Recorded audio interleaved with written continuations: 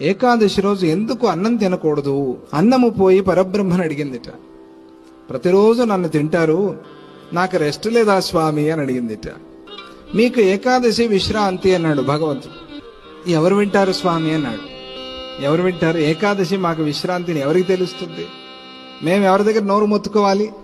మాకు ఏకాదశి విశ్రాంతి తినద్దు అంటే ఎవరైనా వింటారా అని అంటే అట్లా కాదు. ఈ రోజు నుంచి ఒక నియమము, ఏకాదశి తిథి రోజు సమస్త పాపాలు వచ్చి అన్నాన్ని ఆశ్రయించి ఉంటాయి.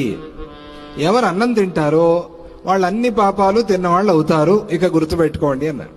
ఇది భగవంతుడు చెప్పిన మాట. కాబట్టి అన్నం తినద్దు.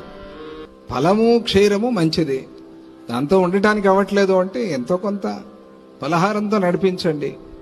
ఇంట్లో కూడా అన్నం వండకూడదు. ఏకాదశి రోజు అన్నం వండకూడదు.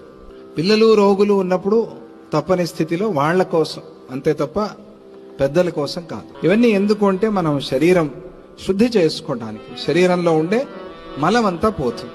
అవసరం